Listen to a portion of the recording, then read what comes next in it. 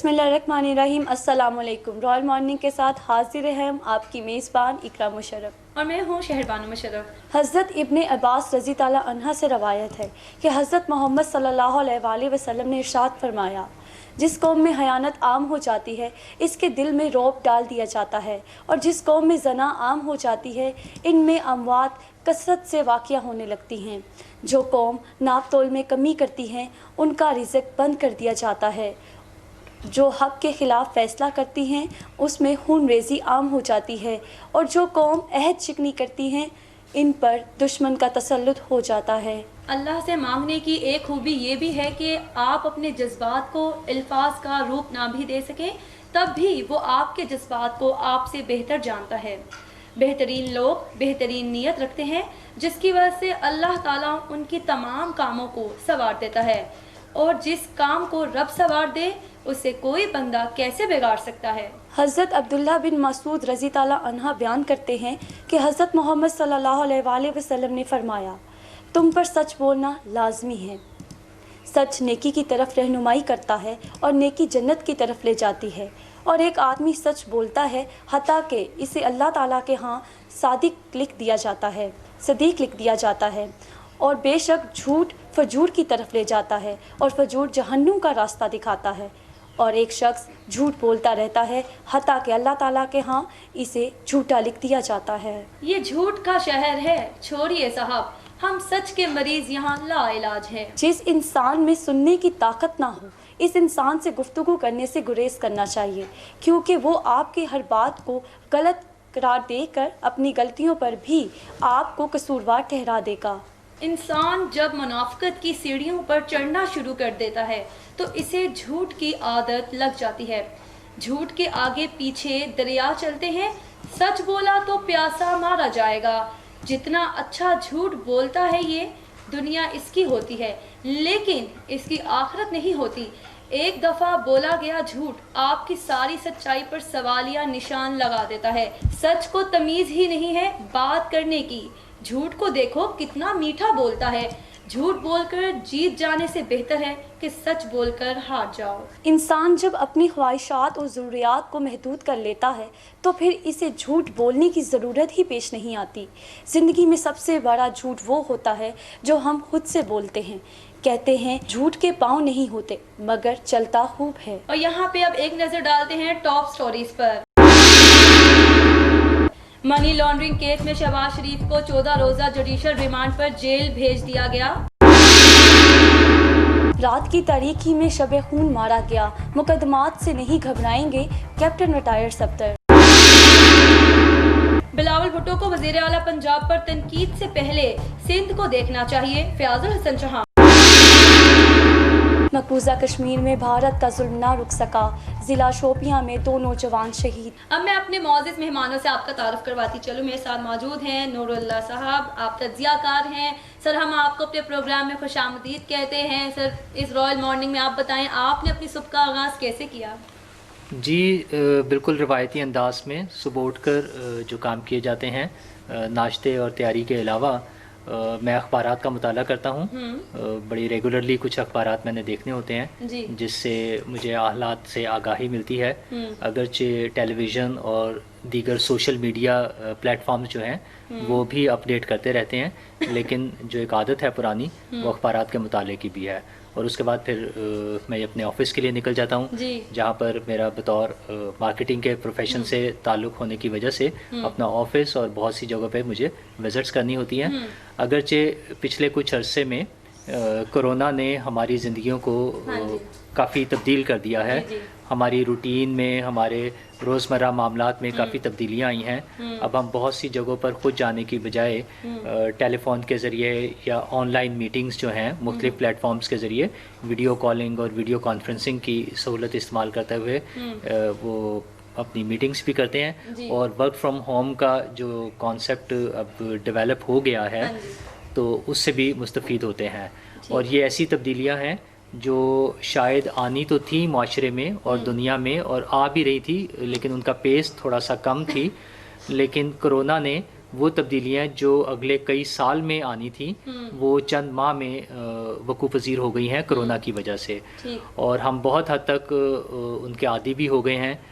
بڑوں کے علاوہ جو کاروباری اور دفتری روٹین تھی ہماری، ان کاموں کے ساتھ ساتھ ایون تعلیمی اداروں کے حوالے سے اسکولز، کالجز اور یونیورسٹیز نے بھی جب اپنی ایجوکیشن کا سسٹم جو ہے وہ آن لائن پر شفٹ کیا، چونکہ بچوں کو اکٹھا کرنا زیادہ رسکی کام تھا، اس کی اجازت نہیں تھی، اور ان کی تعلیمی سلسلہ بھی جاری رہنا ضروری تھا، تو وہ آن لائن کلاسز کے ذریعے وہ اپنی تعلیم کو جاری رکھے ہوئے ہیں۔ تو ہم بھی اپنے کام کے حوالے سے بہت سی چیزوں میں انہی سہولیات سے فائدہ اٹھاتے ہیں۔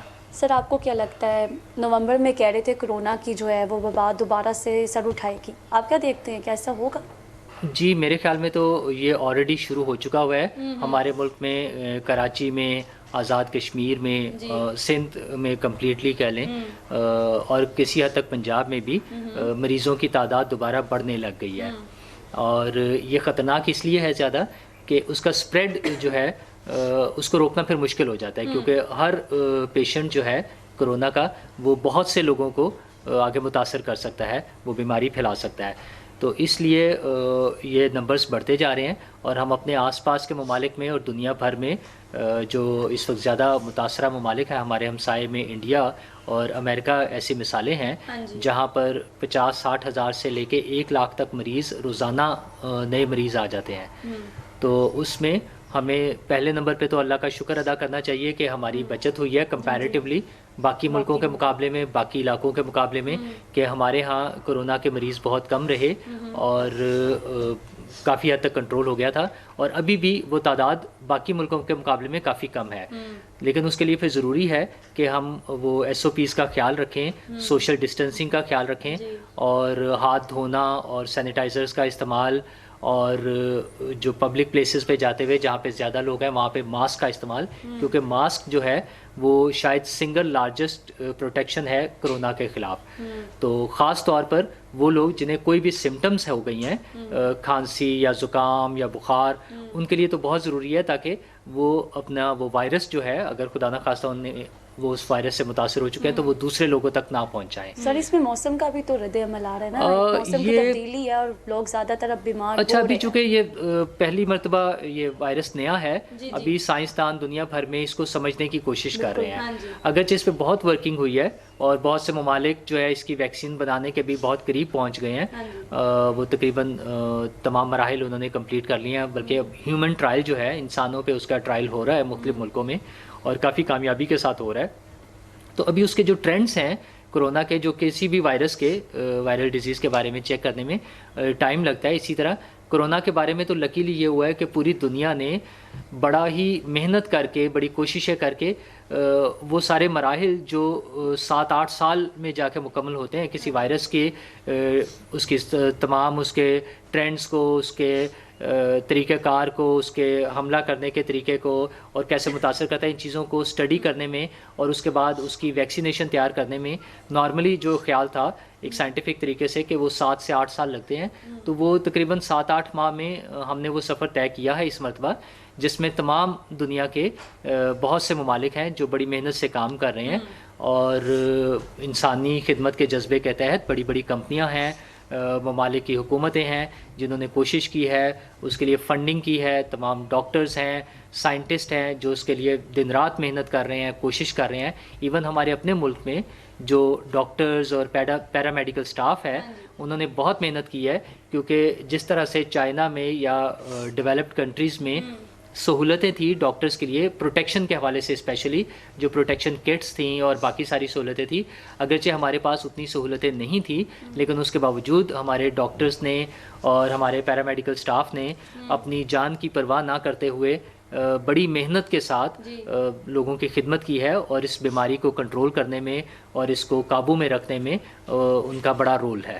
سر آپ یہ دیکھیں نا کہ ابھی حال ہی میں لیڈی ہیلتھ ورکرز نے اپنا احتجاج ریکارڈ کروایا اور ان سے حکومت کے ساتھ ان کے مطالبات ہو گئے اور اب ان کا نا مذاکرات بھی ہو گئے ہیں۔ دوسری جانب ہم دیکھتے ہیں کہ کرونا کے اوپر جو بھی فنڈز دیے گئے تھے اس پہ بھی ایک کیس دائر ہو چکا ہے، تو آپ کیسے دیکھ رہے ہیں کہ آپ ان کے ایک تو مطالبات حکومت اب جا کے مکمل کر رہی ہے، اگر نعوذ باللہ اگر کرونا وائرس دوبارہ سے اس لیول پہ آ جاتا ہے تو حکومت ان چیزوں کو کس طریقے سے کنٹرول کرے گی؟ دیکھیں مختلف جو شعبہ ہے زندگی ہیں جی وہ میڈیکل کا ہو، ڈاکٹرز ہوں، نرسیں ہوں، لیڈی ہیلتھ ورکرز ہوں، ہاں جی یا سرکاری ملازم ہوں، کلرکس ہوں، ان کے مسائل وقت کے ساتھ ساتھ چلتے رہتے ہیں. مختلف اوقات میں مختلف مسائل ہوتے ہیں اور ان کے حل کے لیے جہاں وہ عمومی طریقہ کار استعمال کرتے ہیں وہاں احتجاج کا طریقہ بھی استعمال کرتے ہیں، اور اس کے لیے سڑکوں پر آنا، دھرنے دینا، یہ نارمل سی چیزیں ہیں. اچھا خدا نہ خواستہ اگر کرونا کے حوالے سے کچھ ایسے حالات ہوئے تو ایم شیور کہ تمام ڈاکٹرز اور یہ لیڈی ہیلتھ ورکرز اور باقی پیرامیڈیکل سٹاف وہ ان مطالبات کے ساتھ ساتھ ان کو سائڈ پر رکھتے ہوئے جو ان کی ڈیوٹیز ہوں گی وہ پورا انجام دیں گے. یہ تو اس دوران بھی آپ نے دیکھا تھا کہ جب کرونا وائرس آیا تھا تو اس دوران بھی کچھ آپ یہ کہہ لیں ینگ ہمارے جو ڈاکٹرز تھے انہوں نے اپنے مطالبات کے لیے احتجاج کیا تھا. ہاں وہ احتجاج اس میں بڑی وجہ یہ تھی، وہ یہ چاہتے تھے کہ انہیں جو ضروری سامان ہے پروٹیکشن کے لیے وہ دیا جائے. اور اچھا وہ بہت ضروری ہے. دنیا کے کسی بھی ملک میں کسی بھی شعبے میں جو لوگ فرنٹ لائن پر لڑ رہے ہوتے ہیں کسی بیماری کے خلاف، کسی دشمن کے خلاف، کسی بھی چیز کے خلاف، ان کی پروٹیکشن ضروری ہے. اگر خدا نہ خواستہ وہ افیکٹ ہو جائیں گے اور وہ مریض بن جائیں گے تو پھر وہ کسی کا علاج کرنے کی پوزیشن میں نہیں ہوں گے. تو پھر ہم یہ کہہ سکتے ہیں جو کیس آیا فنڈز کا کرونا کے حوالے سے جو حکومت نے دیے تھے اس میں گھپلا ہوا ہے. اچھا یہ بھی دیکھیں، یہ بھی ایک اگین ایک نارمل سی چیز ہے جہاں اتنی بڑے فنڈز آتے ہیں اور اتنے سارے کام ہو رہے ہوتے ہیں تو لوگوں کی ہر طرح کی لوگ موجود ہیں، اس میں کچھ پازیٹیو تھنکنگ کے ساتھ ہوتے ہیں، کچھ تھوڑا سا نیگیٹو تھنکنگ کے ساتھ ہوتے ہیں. تو ممکن ہے کہ کہیں پر کوئی بد انتظامی یا کچھ تھوڑی سی گڑبڑ ہو سکتی ہے، یہ سارا کچھ ممکن ہے. لیکن سب سے امپورٹنٹ چیز یہ ہے کہ جو لوگ موجود ہیں، جو مریض موجود ہیں، ان کا علاج کیا جائے، انہیں علاج کی سہولتیں مہیا کی جائیں، اور اس کے ساتھ ساتھ یہ چیکس بھی ضروری ہیں تاکہ یہ توجہ علاج سے نہ ہٹ جائے. سب سے امپورٹنٹ چیز ہے مریضوں کا علاج، لوگوں کو سہولتیں مہیا کرنا، لوگوں کو حفاظتی تدابیر بتانا، ان پر عمل کرانا. اس کے لیے حکومت کا، میڈیا کا، سوشل میڈیا کا، سوسائٹی کا، سب کا رول ہے، اور وہ سب نے کیا بھی ہے. میڈیا نے بھی، آپ کے چینل نے، باقی چینلز نے اس میں یہ میسج لوگوں تک بار بار پہنچایا ہے کہ انہیں کیا احتیاطی تدابیر اختیار کرنی ہے. حکومت نے بھی اشتہارات کے ذریعے اور مختلف پروگرامز کے ذریعے اپنا یہ پیغام لوگوں تک پہنچایا ہے، کیونکہ یہ ریمائنڈر دینا بہت ضروری ہے. ہیومن سائیکی ہے کہ وہ پابندیاں قبول نہیں کرنا. انسان جو ہے وہ پابندیاں قبول نہیں کرنا چاہتا، اور یہ صرف ہمارے یہاں نہیں ہے، دنیا بھر میں ہوا ہے. امریکہ میں اگر اتنا زیادہ پھیلا ہے تو اس کی ایک بڑی وجہ یہ بھی ہے کہ لوگوں نے یہ پابندی نہیں قبول کی. وہ سمجھتے تھے بھارت میں بھی تو پھیلا ہے سر. جی اگین وہاں پر بھی، کیونکہ لوگوں جہاں بھی، یہ مسئلہ بھارت یا امریکہ کا نہیں ہوگا، جہاں پر بھی لوگ اپنے آپ کو آزاد سمجھتے ہوئے پابندیوں پر عمل نہیں کریں گے جو ان کی حفاظت اور ان کی بہتری کے لیے ہے. اس میں آپ مثال دیکھ لیں چائنا کی، جہاں سے سٹارٹ ہوا تھا، لیکن ان کا سسٹم، ان کا جو گورننس کا اور گورنمنٹ کا اور سوشل سسٹم ہے وہ تھوڑا سا اسٹرکٹ ہے، جس میں پابندیاں امپوز کی جاتی ہیں اور لوگوں سے ان پر عمل کرایا جاتا ہے. تو اس کا فائدہ یہ ہوا کہ وہ ملک جو اس کی بنیاد بنا تھا، جہاں سے یہ وائرس سٹارٹ ہوا، وہاں پر اتنا نقصان نہیں ہوا، بلکہ وہ بہت منیمم سا نقصان ہوا، اور اس کے ساتھ انہوں نے کنٹرول کر لیا. تو اور جبکہ امریکہ میں یا بھارت میں، امریکہ میں تو لوگ کہتے تھے حکومت کی ہم بات کیوں سنیں، ہم آزاد لوگ ہیں، ہماری مرضی. وہ بیچز پر ہزاروں کی تعداد میں لوگ بیٹھے ہوتے تھے اکٹھے، اور اپنے بارز میں اور مختلف جگہوں پر ابھی بھی کچھ ریلیز چل رہی ہیں اور جلوس نکل رہے ہیں. یہ ساری چیزیں ہو رہی ہیں. تو جب بھی جہاں بھی لوگ کیئر نہیں کریں گے وہاں اس کے پھیلنے کے خطرات بڑھ جائیں گے. ہمارے ملک میں بھی ایسے واقعات ہوئے ہیں، مختلف سیاسی جماعتوں کے جلسوں میں اور مختلف مذہبی حوالے سے جو ہماری تقریبات تھی یا کچھ ایسے معاملات تھے جہاں پہ لوگوں کی گیدرنگز بڑی ہوئی ہیں. تو وہ اللہ تعالیٰ کا خاص کرم ہے کہ وائرس کا یہ ٹرینڈ ہوتا ہے دنیا بھر میں کہ وہ کچھ ایریاز میں بہت سویئر اس کے امپیکٹس ہوتے ہیں، اس کا رسپانس ہوتا ہے، اور بعض ایریاز میں وہ ذرا سلو ہوتا ہے. تو لکیلی ہمارے ایریا میں وہ تھوڑا سا سلو ہے اور لوگوں نے کسی حد تک پہلے اس کو کوشش بھی کی, کیئر بھی کی, احتیاط کی. حکومت نے بھی کچھ ایریاز میں کچھ وقت کے لیے مکمل لاک ڈاؤن اور پھر اس کے بعد اسمارٹ لاک ڈاؤن کے ذریعے مختلف ایریاز کو کنٹرول کیا گیا تاکہ یہ وائرس نہ پھیلے, اور ہم اس میں کافی حد تک کامیاب بھی رہے. لیکن اب ضرورت ہے کہ جیسے دوبارہ بڑھنے شروع ہوئے ہیں, خاص طور پہ اسکولوں کے حوالے سے میں سمجھتا ہوں حکومت کو ضرورت ہے کہ اگر کچھ عرصے کے لیے دوبارہ اسکول بند کرنے پڑتے ہیں تو وہ کر دیے کہ جائیں, کیونکہ چھوٹے بچے, اسکول گوئنگ بچے, وہ شاید اتنی احتیاط نہیں کر پاتے, انہیں اس چیز کا احساس نہیں ہے. جب وہ کھیلیں گے, اکٹھے ہوں گے, اور بہت سے بچے پبلک ٹرانسپورٹ میں جاتے ہیں, وینس میں, بسوں میں, تو وہاں پر وہ سوشل ڈسٹینسنگ کا خیال نہیں رکھ سکیں گے. سر دیکھیں, آپ نے کرونا کے بارے میں بہت اچھے سے بریف کیا کہ ہمیں کیا کرنا چاہیے. یہ جو ہمارا سیاسی کرونا چل رہا ہے, جی, آپ کو کیا لگتا ہے اس پہ کیسے قابو پایا جا سکتا ہے؟ سیاسی, دیکھیں سیاست اسی طرح چلتی ہے. حکومتوں میں جو لوگ حکومت میں آ جاتے ہیں ان کی کوشش یہ ہوتی ہے کہ معاملات خراب نہ ہوں, اور جو اپوزیشن میں پارٹیز ہوتی ہیں ان کی کوشش یہ ہوتی ہے کہ ان کے ٹرن جلدی آ ان کی جائے. کوششوں میں آپ کو نہیں لگتا عوام پیس رہی ہے؟ عوام تو دیکھیں پیسی رہی ہے. اپوزیشن کو موقع تبھی ملتا ہے احتجاج کرنے کا, جلسے جلوسوں کا, ریلیوں کا, اور اس میں پبلک انوالومنٹ ضروری ہوتی ہے نا. تو پبلک انوالومنٹ تبھی ہو سکتی ہے جب پبلک تنگ ہو. تو آپ اس چیز کو ریئلائز کریں کہ ہماری عوام جو ہے وہ مختلف مسائل کی وجہ سے تنگ ہے. وہ اس پہ سب سے بڑی وجہ مہنگائی ہے. لیکن سر وہ مہنگائی کی وجہ سے تو نکلے ہی نہیں نا, یہی تو مطالبہ ہے عوام کا, وہ تو اپنے لیے نکلے نہیں. دیکھیں اس میں آپ دو چیزوں کو مکس کر رہے ہیں. سیاسی لیڈرشپ کے اپنے مقاصد ہوتے ہیں. کسی بھی سیاسی پارٹی کا مقصد یہ ہوتا ہے کہ وہ عوام کو ووٹ کے ذریعے, احتجاج کے ذریعے, جس طرح بھی استعمال کریں اور وہ اقتدار حاصل کر لیں. یہ سیاسی پارٹی کا ایک گول ہوتا ہے. اچھا, اس کے لیے حکومت تمام سیاسی پارٹیاں ایفرٹس کرتی ہیں. سر آپ کی بات کو کنٹینیو کریں گے, یہاں وقت ہوا ایک شارٹ بریک کا.